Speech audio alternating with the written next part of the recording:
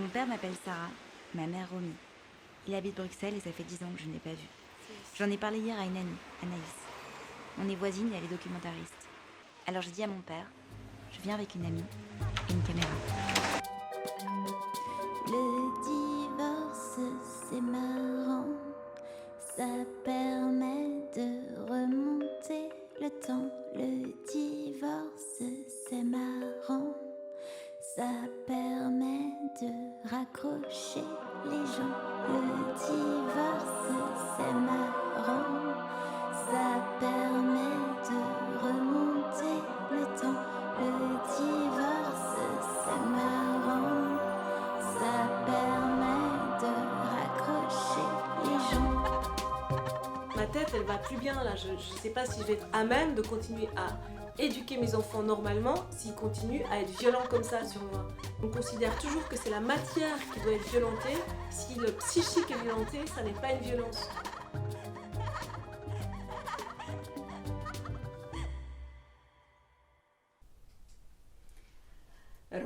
Ronnie Trajman, que j'ai le plaisir d'accueillir ici.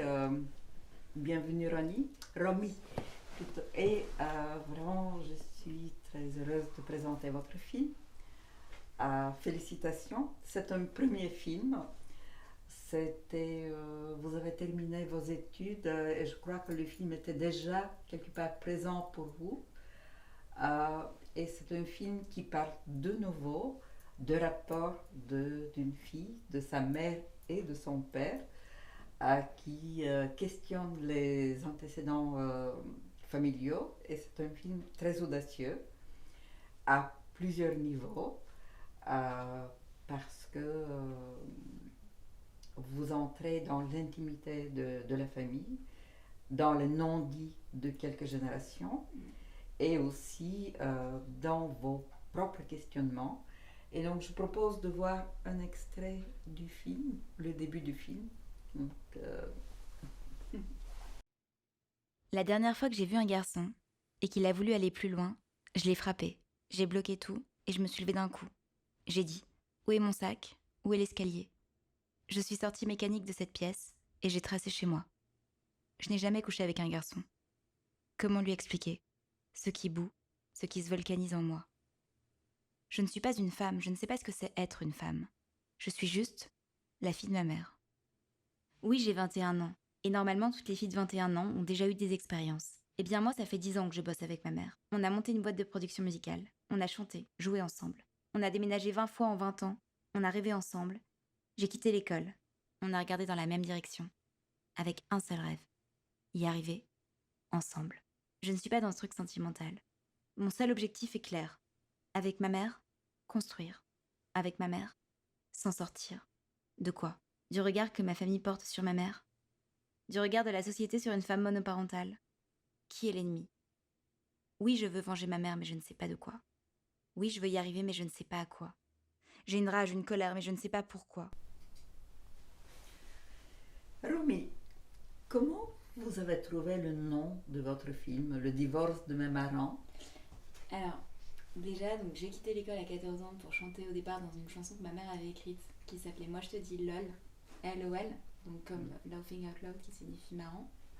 Et du coup, j'ai eu l'impression de vivre une forme d'adolescence, en fait, qui était une adolescence différente finalement parce que j'allais pas en cours, mais en revanche, j'étais dans un espèce de projet un peu à la Disney comme ça, très adolescent, un peu sucré et rigolo, mais dans un contexte qui n'était pas vraiment, en fait, qui n'était pas très rigolo, mais le projet lui-même était assez marrant.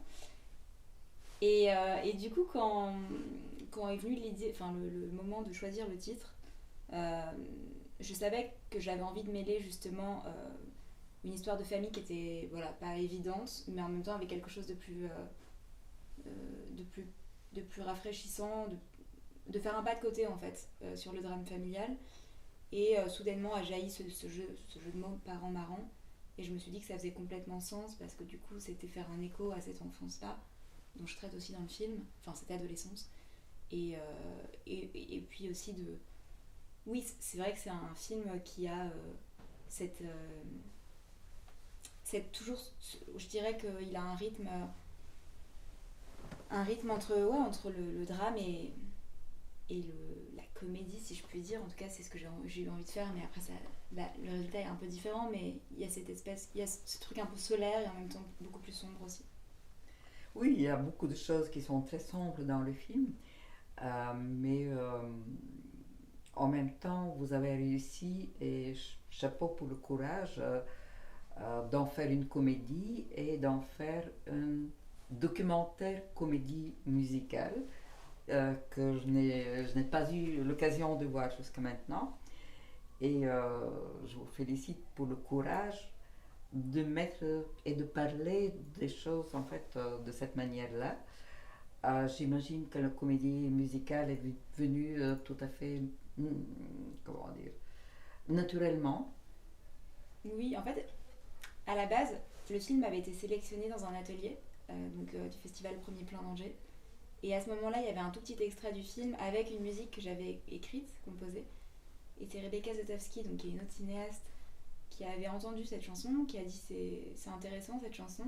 Et on en a parlé parce que c'était un atelier musique et cinéma. Et elle m'a dit mais pourquoi tu pousserais pas plus en fait, puisque t'es dans l'intime, autant y aller quoi. Et si t'écris des chansons, ça peut faire sens. Et, euh, et je pense qu'elle m'a donné confiance.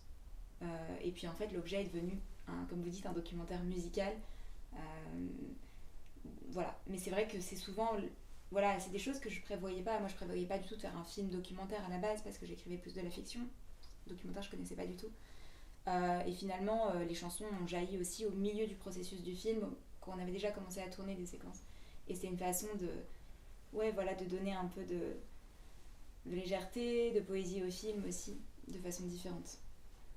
Et est-ce qu'il y avait des questions que vous vous posiez mais dont vous n'aviez pas les réponses ou que vous n'osiez pas vous poser ou que vous n'osiez pas poser aux autres où le film vous a permis en fait de franchir cette limite et cet tabou?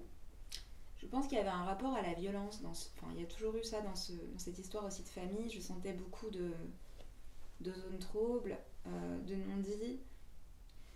Et moi, j'avais au fond de moi, je pense, des choses que j'arrivais pas vraiment à digérer ou pas à dessiner. Je me sentais un peu prise en otage de cette histoire et j'avais besoin finalement de poser les questions qui fâchent un petit peu pour finalement nous redonner un espace, un chemin de liberté et que notre famille puisse aller de l'avant et ne pas rester enfermée dans une forme un peu de huis clos comme ça, d'histoire un peu étouffante aussi par moments. Mais bon, on sait très bien que toutes les histoires de famille sont pas faciles. Voilà, c'est juste que là j'ai décidé de le mettre en lumière, comme beaucoup aussi de films intimes. Oui, et vous avez aussi, en brisant les tabous et en mettant des mots, je pense en fait que vous avez aussi libéré tout le monde d'une certaine culpabilité. Je pense qu'y compris vous-même. Oui, c'est sûr. C'est sûr, je commence le film aussi en parlant de moi, de mon rapport aux hommes, à la féminité, etc. C'est une démarche qui... je pense que je me disais, voilà, là j'entre dans la vie adulte. En fait, j'avais fini mes 2 années, mes années de cinéma. Je me disais, mais en fait, je vais jamais... je peux pas rentrer dans cette vie dont on veut que je rentre et tout. J'y arrivais pas et je me suis dit, il faut vraiment... Je sentais qu'en moi, il y avait quelque chose qui me manquait, que j'avais pas assez de pièces pour pouvoir me sentir en fait libre dans cet espace-là qui est la vie, entre guillemets, d'une personne adulte, indépendante, etc. Et puis, poser ces questions, oui, c'était me libérer, mais je pense qu'en effet, ça a vraiment servi mon père aussi, ma mère, enfin chacun, en fait, ça nous fait nous poser des questions et ouvrir aussi le champ des possibles. Ouais.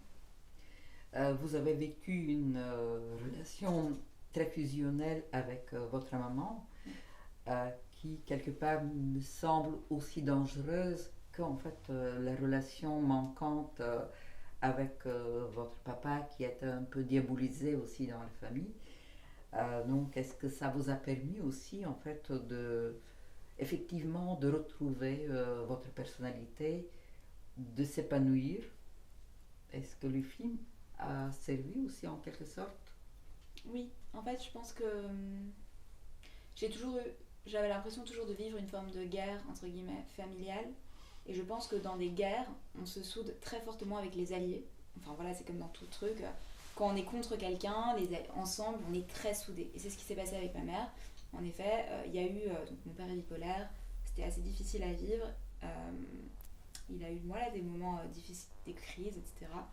Diabolisé, je sais pas. Je pense qu'en effet...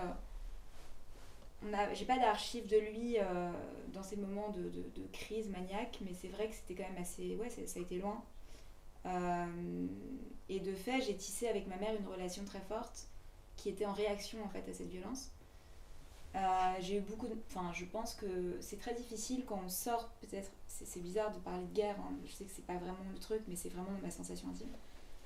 On sort d'une guerre, après il faut vivre, il faut pas survivre, il faut juste vivre en fait.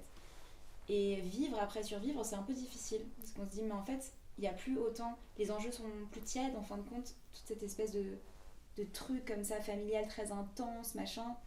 La vie, toute simple, elle m'intéressait pas en fait. Je me suis dit, mais si c'est ça la vie, ça m'intéresse pas. Et du coup, il m'a fallu réapprendre à retrouver du sens en fait, et une forme de.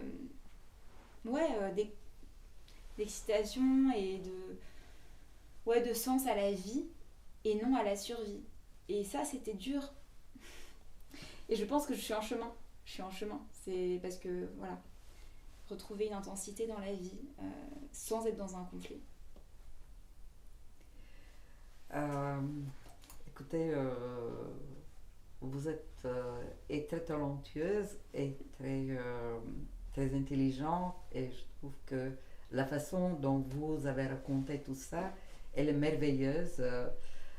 J'ai beaucoup ri, et en même temps, en pensant à toutes les questions que vous avez en fait évoquées, de philie et en fait de fusion, et de questions en fait de la bipolarité de votre papa, et aussi toutes ces antécédents d'une famille juive, des gens qui étaient dans les camps mais qui ne voulaient pas en parler, mais tous les traces en fait qui restent pour plusieurs générations.